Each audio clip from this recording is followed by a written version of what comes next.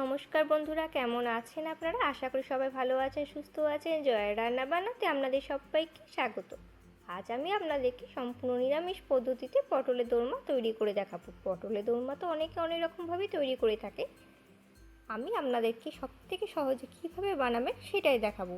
আর যারা একদম নতুন রান্না করছেন তারা যদি একবার আমার এই ভিডিওটি দেখেন তাহলে খুব সহজেই আপনারা বাড়িতে পটল দোরমা বানিয়ে ফেলতে পারবেন।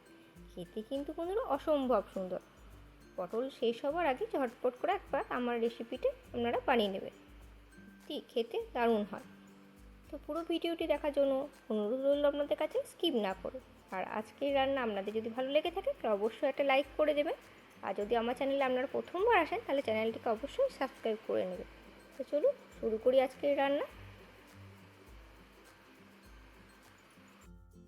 তো দেখুন, প্রথমেই পটলের দোরমার জন্য পটল তো লাগছেই, পটলই মেন উপকরণ। পটলের গাগুলো একটু হালকা করে ছিলে নিয়েছি আমি, খুব বেশিভাবে ছালটা কিন্তু ছাড়াইনি, তাহলে ফেটে যাবে। তো হালকা ছুরি দিয়ে আমি একটু চেঁচে নিয়েছি।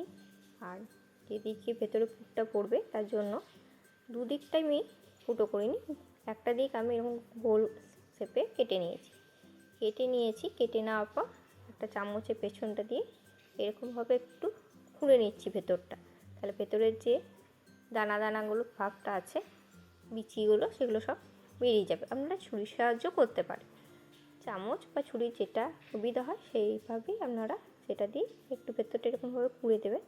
পুড়ে দিলে কিন্তু ভেতরে যা মশলাটা থাকছে, মানে বিচিগুলো সব বেরিয়ে যাবে। ভেতরটা খালি হবে তবেই তো ভেতরে পুরটা ভরা হবে ধরুন। তাই আমি একটা চামচের সাহায্যে ভালোভাবে পুড়ে নিয়ে সমস্ত ভেতরে বিচিগুলো সব বার করে নিলাম। তো দেখুন, সমস্ত বিচিগুলো কিন্তু আমার সব পটলে বেরিয়ে গেছে, একদম কিন্তু ফাঁকা হয়ে গেছে ভেতরটা। তো অটোমেটিক ভালোভাবে কিন্তু মশলাটা ভরা যাবে।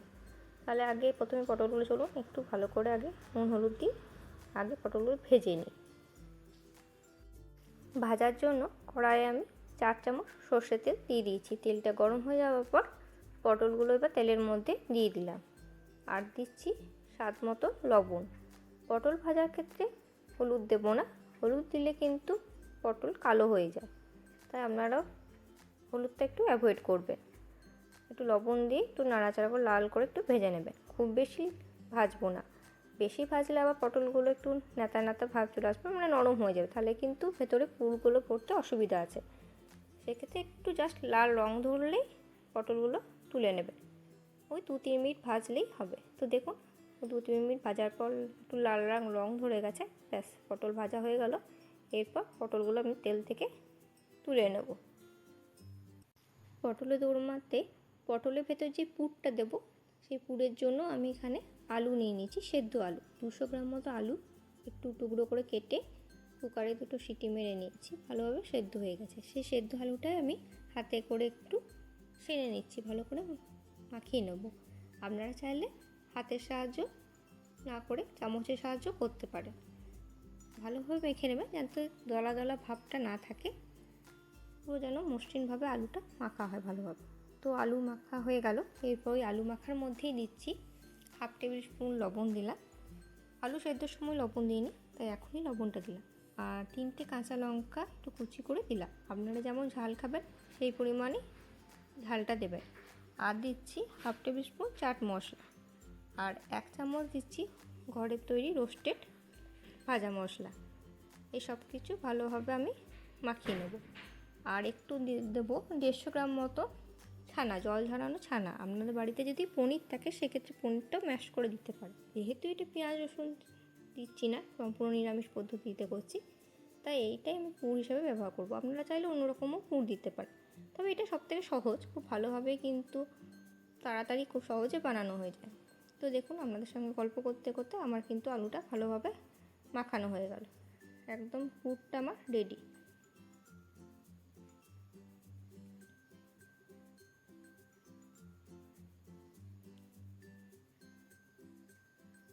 যেটুকু একটু দলা দলা ভাব ছিল সব মেখে নিলাম ভালো করে। এরপর চলুন পুরগুলো আমি ভরে নিই। পটল তো আমার আগেই ভাজা হয়ে গেছিলো, সে পটলগুলো অনেকটা ঠান্ডা হয়ে যাওয়া গেছে। এরপর যে পুরটা এখন রেডি করলাম সেই পুরটাই পটলের মধ্যে আস্তে আস্তে ভরে দেবো। আমি হাতের সাহায্যে করছি, আপনারা চাইলে চামচও ইউজ করতে পারেন। তো দেখবেন মুখটা যেন খুব বেশি বড় না হয়, যেটুকু গোল করে কেটেছিলাম সেইটুকুই যেন থাকে। খুব বেশি চেপে চেপে পড়বেন না, তাহলে কিন্তু পটলগুলো ফেটে যাওয়ার ভয় থাকবে। আমার মনে হয় এগুলো আস্তে আস্তে আঙুলের সাহায্যে হাতে করে ভরে দেবেন, তাহলে দেখবেন খুব ভালোভাবে ভরা হয়ে গেছে। আর কিন্তু মশলাও কিন্তু একটুটুকু বাইরে বেরিয়ে আসবে না। তো দেখুন এরকমভাবে সবগুলোতে ভরে নিলাম। দেখুন আমার সব কমপ্লিট, সব পটলের ভেতরে কিন্তু আমার পুর ভরা হয়ে গেছে। তো এই পটলের দোরমার জন্য একটা গ্রেভি হবে, শুকনো শুকনো তো করবো না, একটু গ্রেভি করব।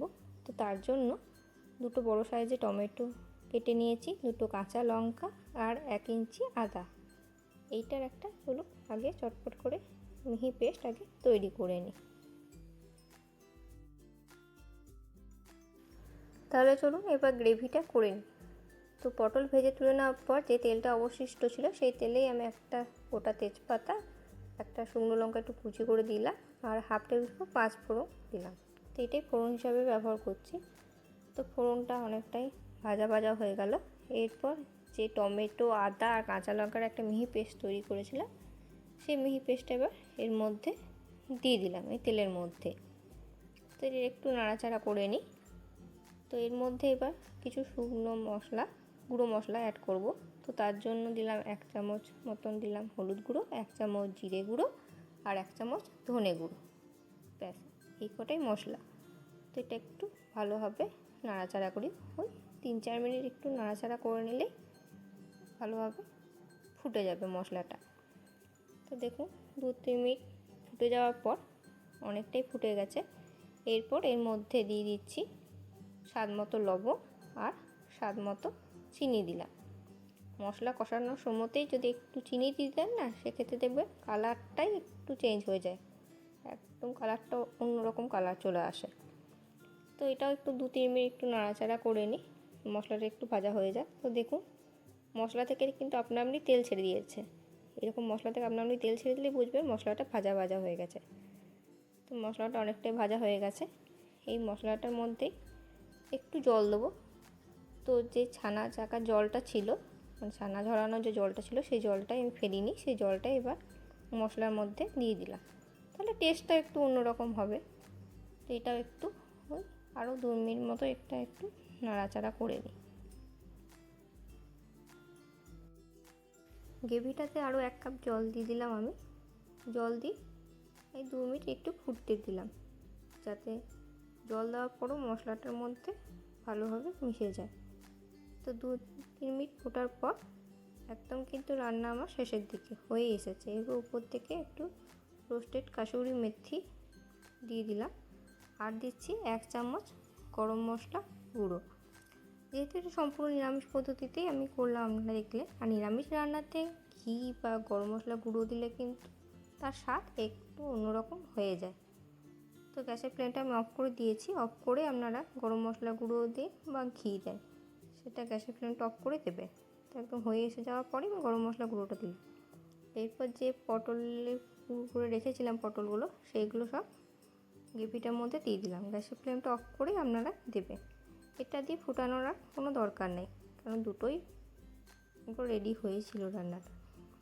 তো দেখুন হয়ে গেল আমার একদম পটলের দোরমা। খুব সহজভাবেই করলাম, দেখতেই পেলেন। খেতে বন্ধুরা অসম্ভব সুন্দর হয়, কোনো কথা হয় না। গরম ভাতে একদম কিন্তু জমে যাবে। যে কোনো নিরামিষ দিনে আপনারা করে একবার দেখতে পারেন, আশা করি আপনাদেরও খুবই ভালো লাগবে।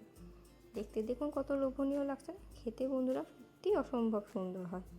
একবার আমার মতো করে বাড়িতে তৈরি করবে, আশা করি আপনাদেরও খুবই ভালো লাগবে। তো চলুন এটাকে একটু এরপর প্লেটে সার্ভ করে দিই। তো বন্ধুরা আজকে ভিডিওটি ভালো লাগলে অবশ্যই একটা লাইক করে দেবেন, আর সবার সাথে প্লিজ একটু শেয়ার করে নেবেন। আর নতুন বন্ধুকে আমার চ্যানেলে স্বাগত জানাই, আর পুরনো বন্ধুদের চ্যানেলের পাশে থাকার জন্য জানাই অসংখ্য ধন্যবাদ। আর যারা এখন আমার চ্যানেলটি সাবস্ক্রাইব করেননি, তাদেরকে আমার পরিবারের সদস্য হওয়ার জন্য আমন্ত্রণ রইল। খেতে বন্ধুরা সত্যি অসম্ভব সুন্দর হয়, আর খুব সহজেই আমি তৈরি করে ফেললাম। আপনারা দেখলেন, একবার আমার মতো করে তৈরি করবেন, আশা করি আপনাদেরও খুবই ভালো লাগবে। আর আজকের রেসিপি আপনাদের কেমন লাগলো অতি অবশ্যই কিন্তু আমাকে কমেন্ট করে বন্ধুরা জানাবে। তো চলুন আমার আজকে পটলের দোরমা রান্নাটা একদম রেডি হয়ে গেল। দেখতে দেখলেন কত লোভনীয় লাগছে না? খুবই টেস্টি হয়। তো চলুন বন্ধুরা, আজকে আসি, আবার দেখা হচ্ছে আপনাদের সাথে নেক্সট ভিডিওতে। ততক্ষণে সবাই আপনারা ভালো থাকবেন, সুস্থ থাকবেন। ধন্যবাদ।